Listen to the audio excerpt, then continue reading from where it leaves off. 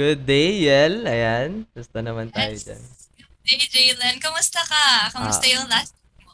okay naman. I Okay. guess medyo stressed dahil sa laboratories na Lab requirements. reports, Lab ATQs. Tama. reports, yes. I guess At, pareho tayo dun sa part na yun. at Ayan. tama. Maiiraos natin yan kasi Nairaos. malapit na yung reading Tama, break. tama, tama.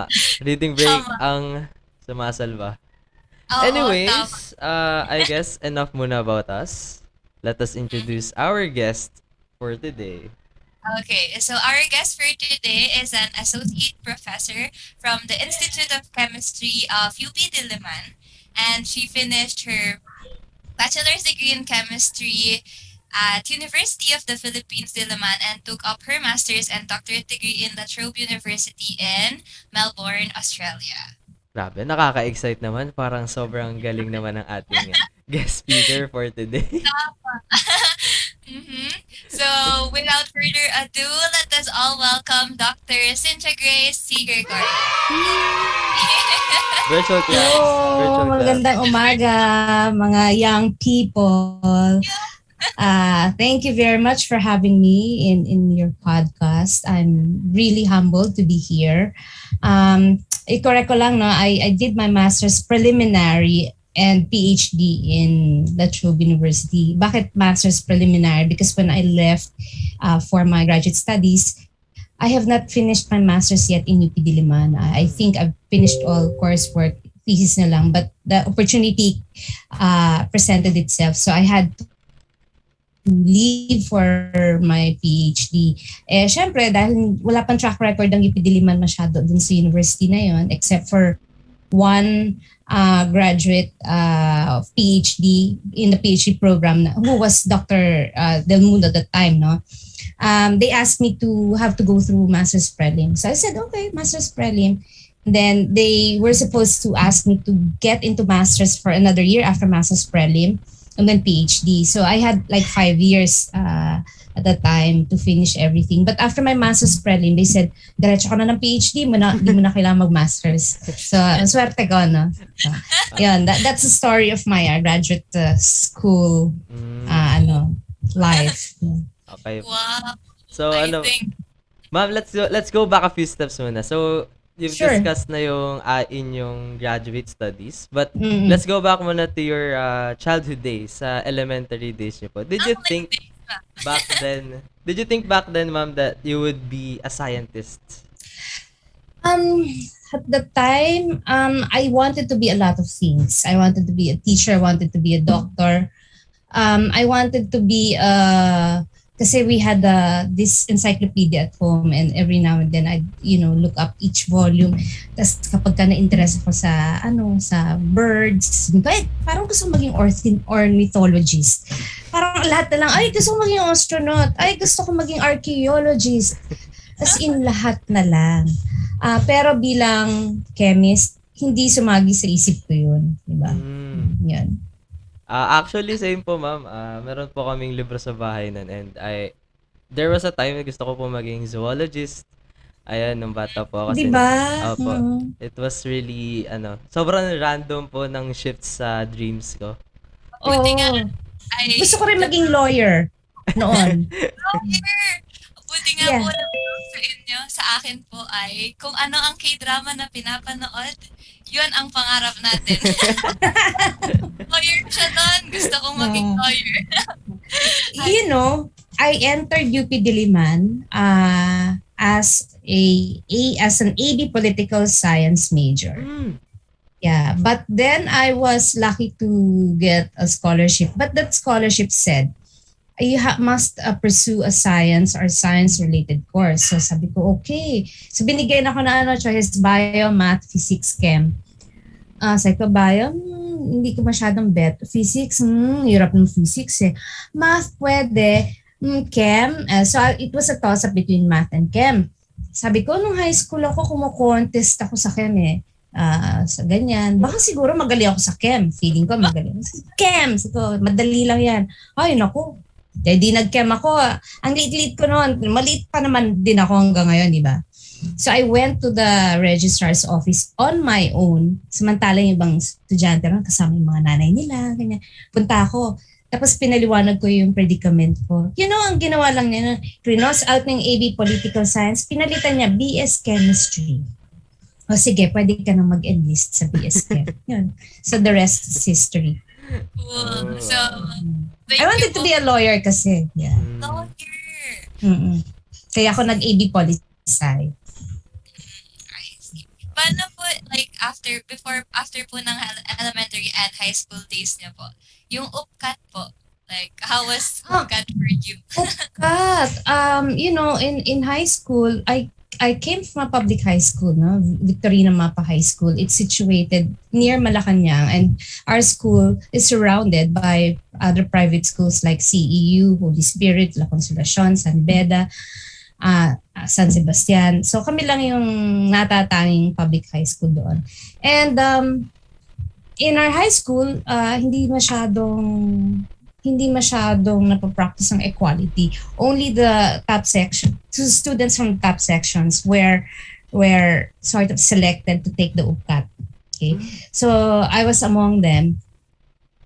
And so I took the UPCAT. Walang review, hindi uso na ng review. Parang I will make a confession. I had bad study habits. Sabi ko, stock knowledge lang kailangan ko.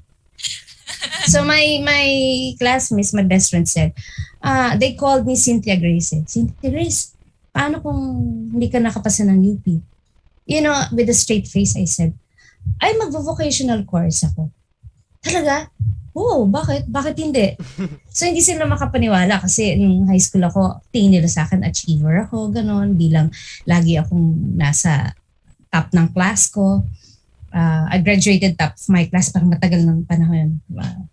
So, hindi sila makapaniwala. And I did not take any other entrance examination. UP lang. Kasi ko, well, UP or nothing. All or nothing di ba? Tapos sabi ng yung isang scholarship granting body na, sabi, you must take an exam sa UST kasi religious yung parang, sige na, mag-take ka na sa UST. Di nag-take na rin ako sa UST. So sabi ko, di sige, kung di ako pumasang UP, UST, pero mag-vocational na lang ako. Sabi ko gano'n. Gano'n ako kabaliw. And so, at that time, when you pass the UPCAT, they send you a letter. And the envelope, pagkapasado ka makapal. Pagkabagsak ka, manipis lang. So I was walking home, galing yata ako sa school, may tinatapos ako ng mga projects. Yung sister ko, natanaw ko, nandun siya sa terrace namin, kumakaway siya, may hawak na envelope na doon. Sige, anong ginagawa ng kapatid ko? Tapos nagtatalon, sabi ko, paglapit ko, sabi niya, pasado ka, ang kapal ng envelope mo. Oh, wow, okay, UP. Okay. So yun, so that's my UPCAT story. And when I went to UP, pagka nag-apply ka for UPCAT, mahaba ang pila. Kami-kami lang magkaklase. Commute kami, layo-layo. Wala kaming makasamang magulang. Tapos makikita namin yung mga estudyante from private schools. Ayan, de kotse, may kasamang yaya, may kasamang magulang. Sabi namin, wow. Ibang-iba, no? Tapos, and then, yan, pag nakapasok ka ng UP, akala mo, porque valedictorian ka or salutatorian ko or magaling ka ng high school, pagpasok mo ng UP, sasabihin mo sa sarili mo, shucks, 5-5 pala rito ang mga valedictorian. Tama po. Hindi pala ako ganun kagaling. Di Tama ba? po. Tama po. Titingnan mo yung, alam ko kayo rin, mga top students, kayo titingnan niyo yung blue book, oh my golly, bakit ganitong score ko, di ba? Bobo yata ako talaga, di ba? Tama po. Tawa kayo ng tawa. Pare-pareho tayo, di ba? Oh. Opo. Mm-hmm. Ma'am, as someone po na galing sa private school, parang hindi naman po lahat ganun sa private. Kasi po, galing po ako sa Holy Spirit and parang sa amin po kasi, as someone na ako lang po sa batch namin yung magpursue a career in science. Madalas po kasi sa STEM courses namin ay madalas po na mga kabatch ko ay engineer, Mhm. aeronautics and doctors po. Ako lang po yung Mm. talaga yung ano sa for a career in science, and I guess factor po dun yung hindi po talaga nabigyan ng focus yung science labs namin, kasi yung Oh. laboratory po namin, yung microscope po namin ay may salamin pa. Hindi pa siya yung may ano talaga, may light source. Tapos yung Ah. yung spectrophotometer po namin isa lang. Yung Mm. mga gano'n po. Kaya po parang hindi po talaga na-spark yung interest sa science courses sa mga Hmm. schoolmates ko. Opo. Okay. Um, Pagdating niyo po after UPCAT sa Diliman, I think wala pa po yung IC nun, Institute Wala of pa, Chem. the Department of Chemistry, and we were in the pavilions, Pav 1 and Pav 2. How was chemistry po? Nung Opo. nag-aaral na po kayo that year? Nung nag-aaral kami ng chemistry, yung mga labs namin mababaho, amoy chemicals talaga. Tapos madilim yung PAV, tapos mga Bunsen burners, tapos yung mga prof namin noon, di nyo nakakausap na ganito. Kasi pagka masalubong namin ng prof namin sa pavilion, kulang na lang para kaming maging mga gagamba na didikit sa wall na gano'n, o mga butike na ayaw naming makita kami, May gano'n. separation po talaga yung props and students. Very, very wide. Okay. It was a very wide gap between the students and the profs. We can't even like ibang alam mo yun, pa-move ng deadline ng requirements. Hindi po, they say, ito. Ganun ang mga prof namin noon. So, Very, kami, we looked at them with reverence and with a little fear. Yes po. so, Ah, feeling niyo, may ano po ba? May effect po ba yun sa like yung wide separation po sa prof and students sa pag-aaral po ng chem? Nagkaroon po ba siya ng impact? Yes, a lot. In fact, ang naging negative, meron yan, may positive and negative impact. The negative impact was you would tend to lose motivations to study, di ba? Parang hindi ka ganado, parang because a teacher should inspire the students to learn more. And so I didn't plan to be a teacher anyway, no. But when I eventually chose this career and I realized it was my calling, this was my calling, I said to myself, okay, ano yung mga ayaw ko sa prof ko na dapat hindi ko gawin ngayon? Diba? Ano yung mga best practices ng prof ko na pwede kong gawin bilang teacher? So I picked up all their best practices and looked at what I didn't like about them para hindi ko gagawin. And paano ko approach yung kunwari analytical? Ay naku, analytical. Imagine niyo yung analytical chem ko Chem 28, 28.1. Ito, confession to. 4 ako dyan. Bakit? Kasi nga, bad study habits ko, tapos hindi ganun kataas yung motivation ko sa pag-aaral. And I had a really difficult life when I was in college. Personal to na. Okay. So, ang daming variables. That's why, di ba sinasabi ko sa inyo, ang assessment hindi yan measure ng katalinuhan nyo. Kasi ang daming nangyayari sa life natin na i-impact sa pag-aaral kung estudyante kayo. But anyway, I digress. So, isang SEM yan, 28, 28.1, ka-tours ang tawag namin magbabarkada sa 4. Ka-tours ako. So, gagawin ko, magre-remove ako. And removal, same day, no? Magkasunod. That was the only time na talagang babasahin ko ang textbook namin, Day in Underwood. Cover to cover, babasahin ko yan.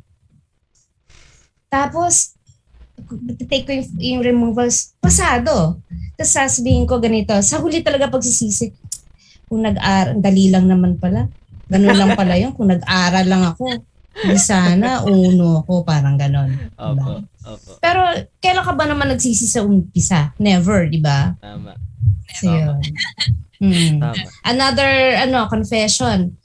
Yung geology, no? Na course. GU11 na, yun noon. Apa. Yung mga kaklase ko, yung prof ko, ang sikat na the late Ray S. Punong Bayan. Napakagaling yun na geologist. Kaya lang, medyo irregular ang pagpasok niya kasi nag-field work. Ako naman, di sabi ko, ay, irregular si sir. Papasok siya, absent ako. Pag ako naman papasok, siya naman ang wala. Di ka nagtagpo. So, exam. Wala naman yung parang final exam. Basta titingnan yung standing mo. Sabi sa mga kaibigan ko, ikaw, pag pwede ka nang exempted ka na, grade mo ay 3. 3 ka naman, ikaw 275. Ito si Gregorio, wala ako, hindi ako nakapunta ng GU nun. Ay, nako, si Gregorio, kailangan mag-finals yan hindi umabot ng 3 ang grade. Kasi hindi nga ako nag-aaral, hindi pa kami nagtatagpo. Naku, sabi, Grace, kailangan mag-final. So, ang ginawa ni Gregorio, basa na naman ang libro. Si Gilreath ba yun? Cover to cover. Exam. Paglabas ng grade, anong grade ko? 175. Yeah, sabi ko, talagang parang, sabi ko, dapat talaga yung mga pagsisisi, no, bilang estudyante. Grabe. The comeback. Grabe, di ba? The comeback. Comeback. Di ba? Comeback from behind, di ba? Pero yun yung pangit sa nagka-cram, pangit ang study habits. Kailangan talaga habang maaga pa lang, ayusin mo na kung ano yung mga gaps na dapat may intervention measures ka na. Mhm. And kaya nga, bilang teacher, I try, no? When I teach, I try to motivate my students to learn, to study, no? I give them tips para kasi na-imagine ko yung sarili ko noon ako, dapat di sila mag-fall into that kind of trap. No? Hindi ma-motivate ka noon. Yun. Ayan mga confessions ko yan.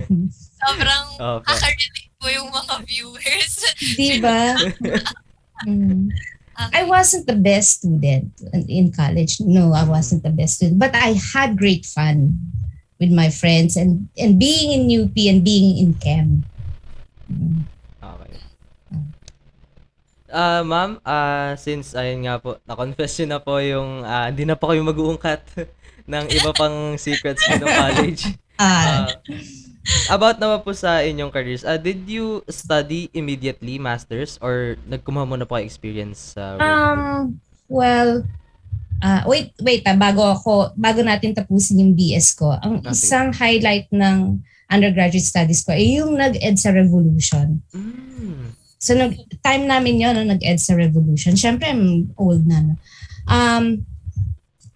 We still kept going to school, no? And my mother and my brothers and sisters would ask me, ba't ka papasok? Di ba may nangyayaring mga demonstration? I lied. Sabi ko, nagla-lab kaming mga chemistry, di naman kami nakikisali dyan. Pero ang katotohanan, nagrarally na kami sa UP. Nagmamarcha kami papuntang PT before. Suspended na klase noon. Minsan merong rally dyan sa Palma Hall. Nandun ako sa steps, nakakapit ako dun sa merong parang palm tree ron, nakakapit akong gano'n. May mga news crew na hagip pala ako. Nung gabi, nanonood kami ng news sa bahay. Nanood din buong pamilya. Biglang nagpan yung camera, nandun ako, sabi, tumingin yung mga kapatid ko sa akin, tsaka nanay ko, sabi ng mami ko, akala ko ba may pasok kayo? Sabi ko, ma, panahon na para paglaban natin ang kalayaan natin, di ba? Kung hindi namin gagawin to, sinong gagawa, di ba? Tama. Tama po yun. Di ba? So, yan. So anyway, after I graduated, sabi ko, hirap-hirap ng Chem. Okay, sige, pagka-graduate ko, lalayasan ko na tong UP na to, magtatrabaho ko, magpapayaman ako.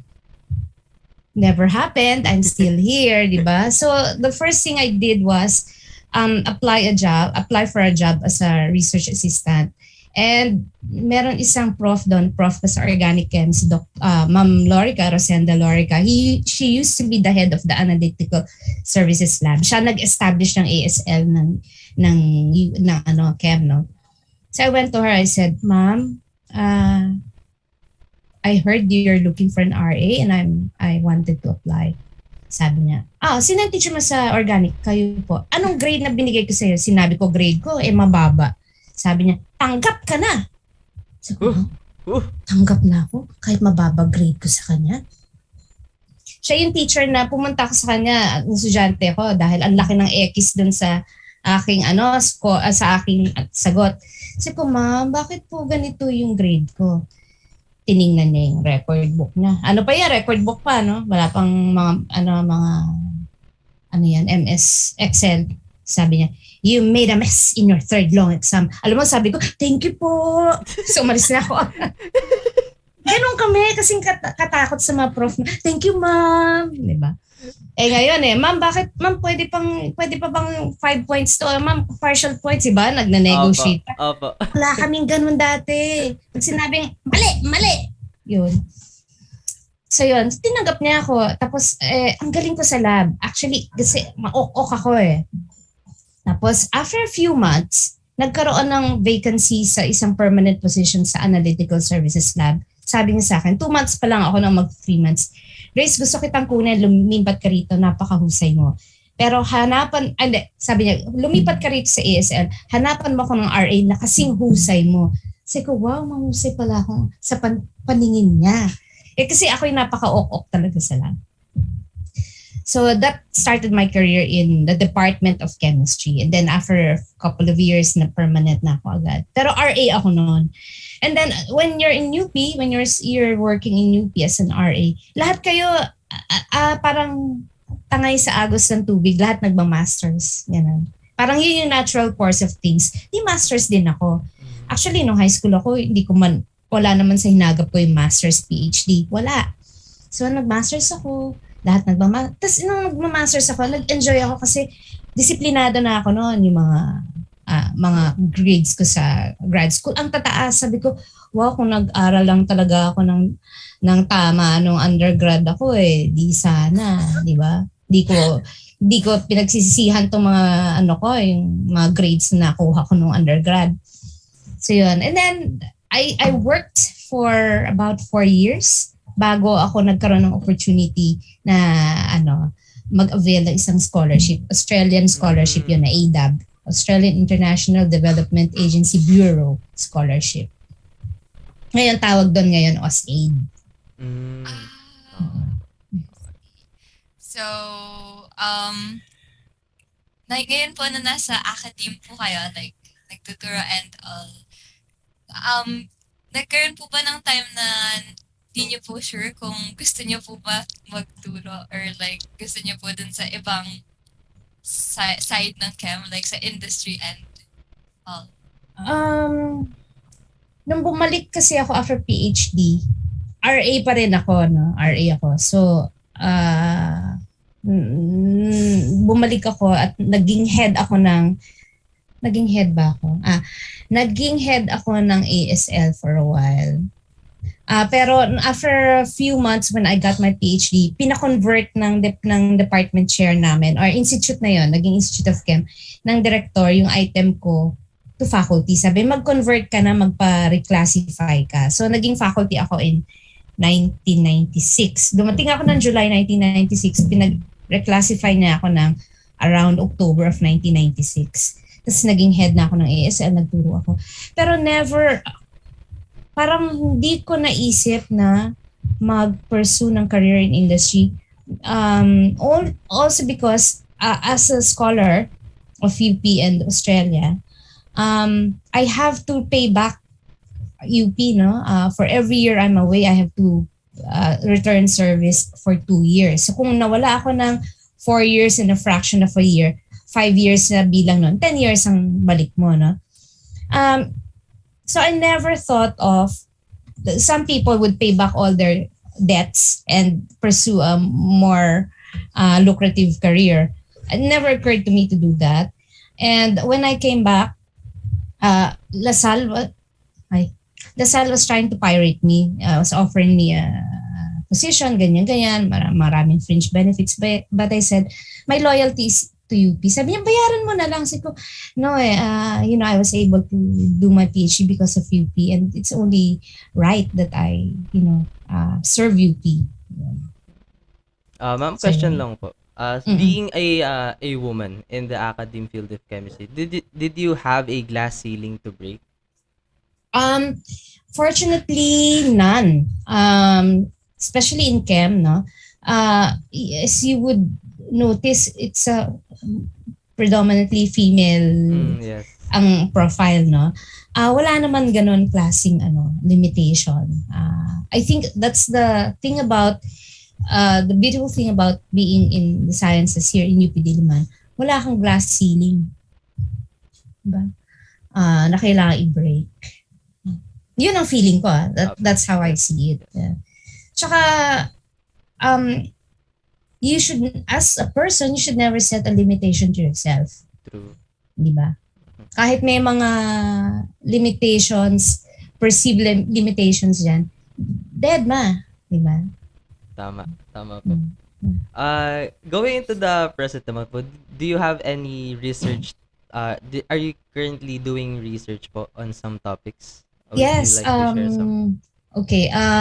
So as you know, my passion is doing work on Philippine traditional alcoholic beverages, and I've started that in 2015. That was a few years after I finished all my commitments with central administration. I was with administration for a long time. I was away from research for a long time. Around 11 years ako nasa admin before I returned as a regular faculty and a researcher of chem. And it was very difficult for me to go back to find the momentum to do research again because I wasn't able to establish my research lab because I was doing a lot of work for UP as an administrator, different capacities yun. And so when I went back, 2012 yung nagbalik, 2012 yata nagbalik ako, no. Hirap na hirap ako because my lab was empty, yung mga gamit ko nung nagre-research ako nung bagong PhD ako, bagong dating ako, nawala na. So I didn't know where to start. But fortunately, my wife said, what do you like most? What is it that you wanted to do most when it comes to research? Anong interest mo? Sabi niya, hilig mo naman uminom. Mahilig ako uminom noon. Dati yun na. So, oo nga, no? Ba't di mo pag-aralan ng mga alak ng Pilipinas? Oo nga, gusto ko nga. O di, i-pursue mo. That's how I got into it. And I didn't have any funding yet. Bumili ako mga samples ng lambanog. Nangolekta ako, pumunta ako sa probinsya, ganyan. And then I recruited students. Do you want to do research with me? I wanted to profile ganyan-ganyan. So I was able to recruit about 5 students at the time. And personal funding yon. And I asked ASL, kasi dati naman akong head ng ASL, can I use the GC for my research? Mga estudyante ko, mga BS chems, undergrad students ko for their thesis. So I was given that opportunity to use the old GC. Yun, nakaproduce kami ng paper noon, no? After a few years. And then I applied for funding with DOST, and that was in 2017. Nakuha ko yung funding na yan. Maliit lang na funding, mga less than 5 million, halos 5 million. And I was able to collaborate with DOST4A and Southern Luzon State University. We did naman quality assurance of lambanog in different provinces of Quezon. And then after that, meron akong naging collaboration with UP Manila. I mean, this is the current collaboration I've got with UP Manila National Institutes of Health. It's a different field naman. It's in more on neuroscience, and the project is about establishing animal models on cessation from toluene addiction among adolescents. And what we wanted to do is we use novel treatments, behavioral and pharmacological treatments for withdrawal and craving of toluene. Toluene is the solvent used in rugby, no? So we will do it first with rodents. And my role there is the chemistry side, where I will quantify toluene concentration in the blood of rats that's been exposed to different concentrations of toluene vapors. So ibang-iba siya sa ginagawa ko, no. But when UP Manila Institutes of Health contacted me last year, I think that was about around March or April. They sought me out because they realized that merong gap yung project nila, yung measurement nga ng toluene in blood, no, ng animals. And they needed a machine to do that. That's a gas chromatograph with headspace. Hanap-hanap sila sa buong Pilipinas, wala silang mahanap. And then they found my paper on Philippine traditional alcoholic beverages. And they read that I used that machine. So that's why they contacted me. And when they asked me, are you interested in joining the project? Can you do this for us? My first instinct was, yes, of course. But it was just like in my mind, bigay niyo lang sa akin yung blood sample, analyze namin yan, madali lang yan. Gagawin ko lang yung method validation. But it never happened that way. They wanted me to be involved in the entire project, no? Kahit hindi ko area, me being there, no? when we discussed. And at first I said, parang hindi ko naman area yan, hindi ko naman field yan. But that was part and parcel of being a collaborator. Said, di sige. But I didn't regret it because there's so much learning that I've been acquiring since then. We have journal clubs every week na iba-ibang journals on neuroscience that we talk about and we discuss, and talagang inaano namin ibang klaseng atake na parang dinadissect talaga namin yung paper. Hindi lang yung presentation ng paper, ganito yung natagpuan nila. Hindi, kina-question pa namin yung mga methods, tas ano kaya kung ganito. So, ibang-iba talaga. And in fact, that project opened up another opportunity for me, no, to undergo scientific training in the Medical University of South Carolina in April. Okay. So 2 weeks yun, scientific training na pupuntahan namin on condition place preference, mga techniques used in neuroscience, and yun. Great, diba? Opo, sobrang interesting po ng study. Actually, nung first time ko po narinig, parang medyo naano po ako. Like, since parang super interesting po na yung sa alcoholic beverages, yung about research, ganun. So, parang inspiring po siya na sa study. So, may sasabihin. Yeah, saka nakalimutan ko sabihin, I'm also involved with NRCP right now as a research and development lead.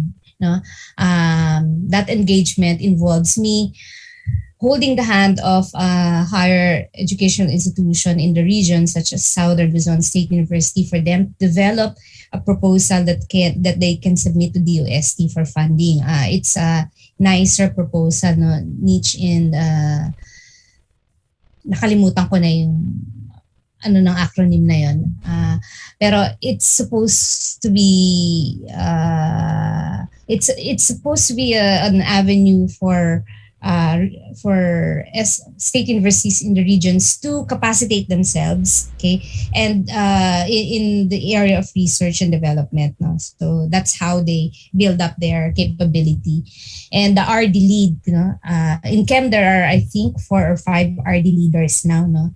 The RD lead, yun yung role namin to help them develop proposals. And in fact, I'm also part of that proposal. It's still in about Lambanog, distilled liquors in Quezon. And the idea is to set up a Calabarzon Research Institute for distilled liquors and tropical wines. Nagsimula yung idea na yon from the project that I did with SLSU and DOST4A, where we profiled lambanog from small farmers who are making lambanog from nipa and coconut. And we took a look at how the profiles of the volatile organic compounds in their lambanog varied. Okay? And we looked at how they also produced lambanog, and we were able to associate the results or the profile of their volatile organic compounds with the kind of manufacturing process they had in place.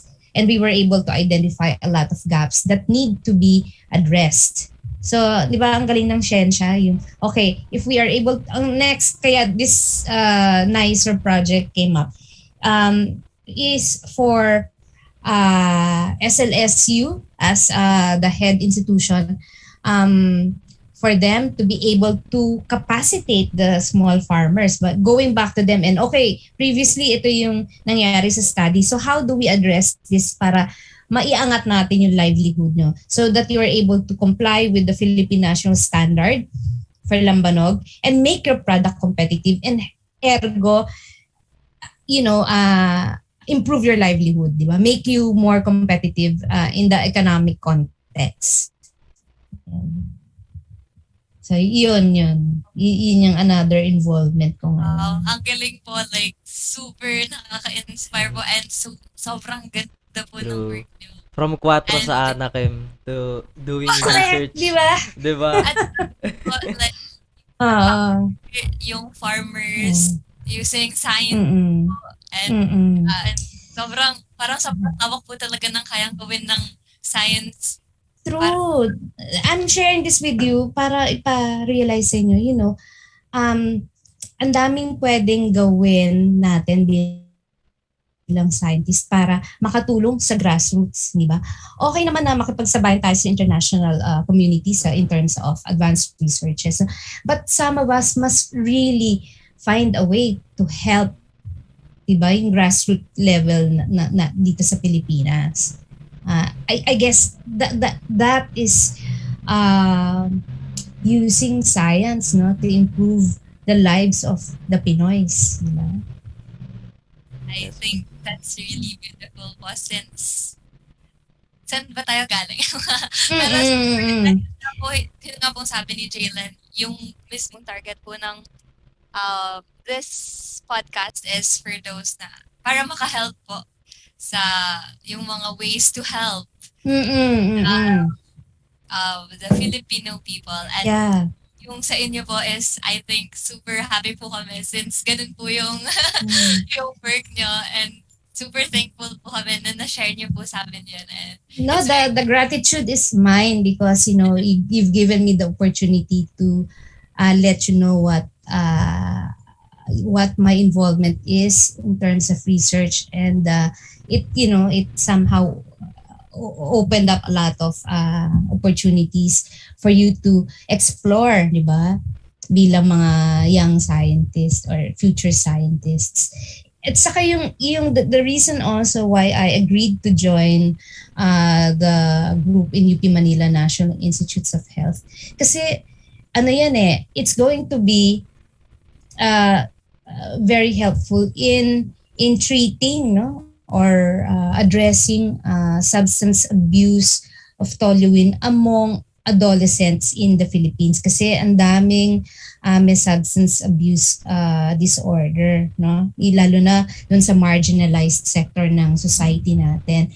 So again, using science to help or to solve a societal problem, diba? Kaya naging very attractive sa akin yun eh. Basta makakatulong sa society, sa mga kapwa natin Pilipino, bakit hindi? Diba? Tama. So, I think super inspiring po, as I've said. Ang ganda po ng shinare nyo about your career. And for the last topic po na pag-uusapan natin is yung sa chem majors or mga inspiring chemists po. So, the current state of science education po sa public school, as we've said, is not really ideal po.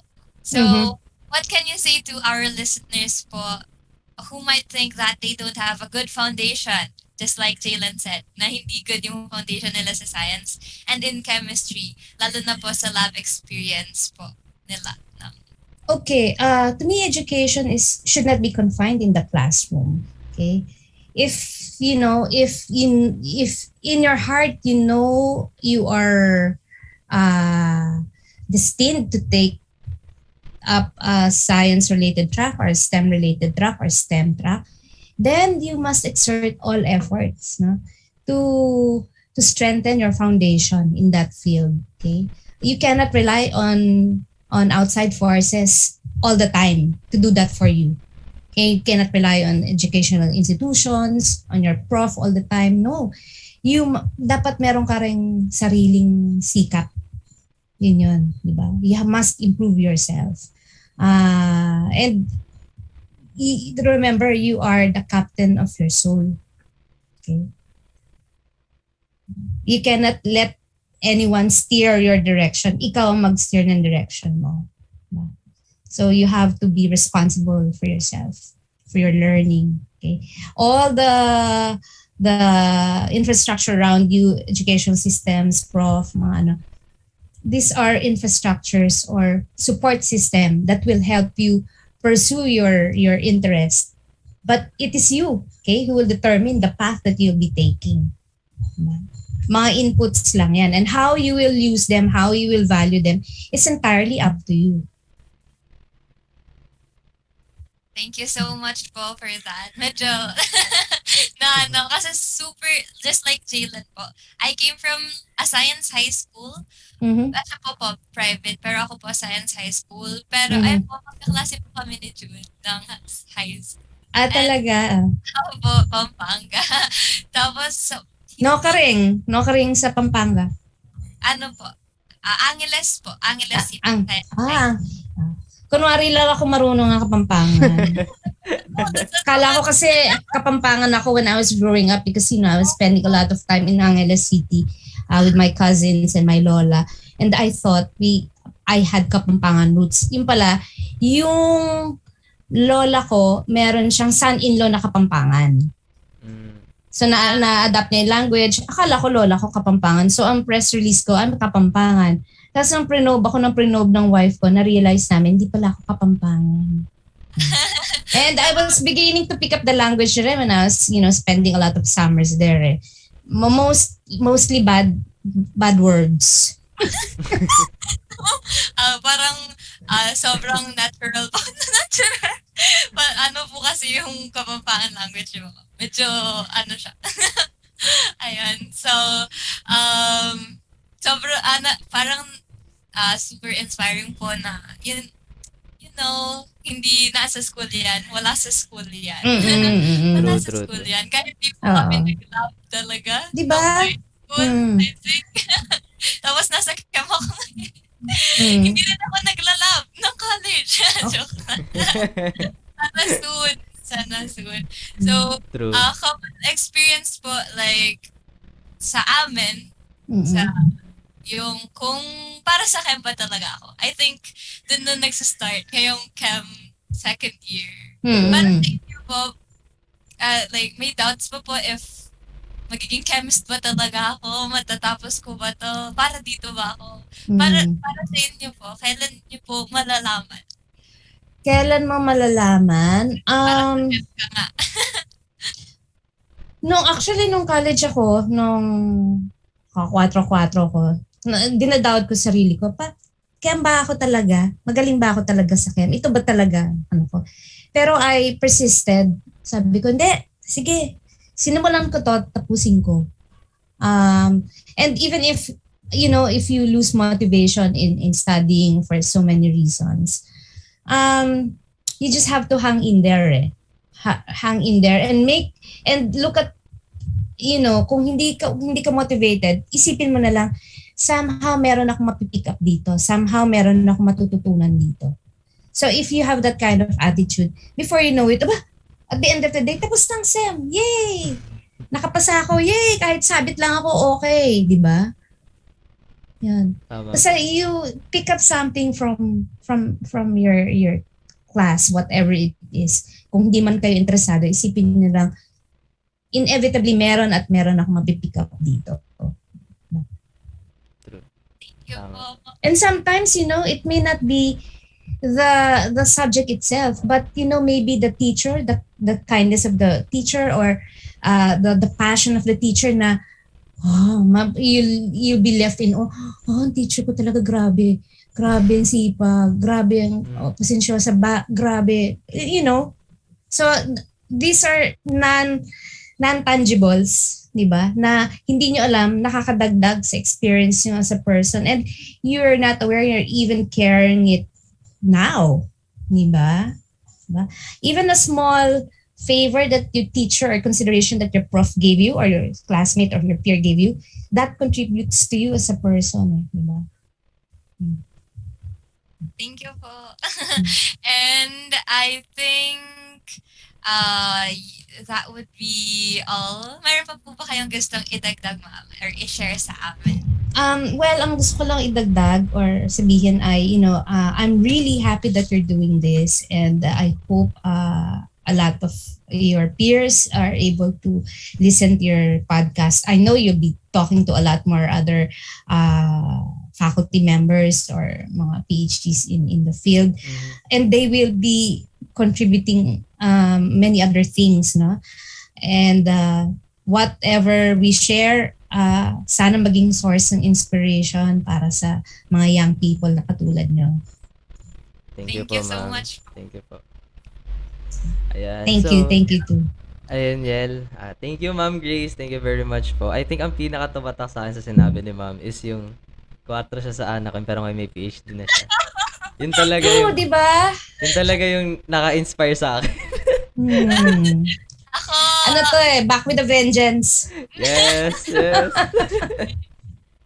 ako siguro yung may natutunan ka kahit hindi maganda yung grades mo and all. Ganun. Tama. Importante may ma-pick up ka. Mm-mm. And since online setup tayo ngayon, it's really hard for me to retain some lessons, ganun. Pero sabi nga ni Ma'am Grace, ang importante ay may natutunan ka at may natatak sa'yo sa mga lessons. Diba? Tama. So, Tama. I think this will be the end of our first episode ng ating ChiChem Wow, first pala to. Yes po, Ma'am. You are our first ever guest po. Super happy po. Lalo ako na, it made me more humble, no, to know that we're kicking off your first podcast with me. How humbling. Gusto po namin mag-award ng certificate of Uy! appreciation online. But share screen through it. Para sobrang na-appreciate po talaga namin, ma'am, like, yung time nyo and effort sa pag-answer ng questions namin and email. Of course, para sa inyo, no, para sa mga estudyante, I always say, my students count among my top priorities. Uy, thank you. Thank you very much. I really, really love this. Thank you. So, ayun po. So, this certificate of appreciation is hereby awarded to Dr. Cynthia Grace Gregorio in grateful recognition for their invaluable contribution as an honored guest for our podcast, ChiChem Minute. So, given this 26th day of March, signed by yours truly, Mariel de Guzman, the project head of this podcast. And that would be all. Thank you so much po. And Thank Thank you so much po, you. Ma'am. Thank you po.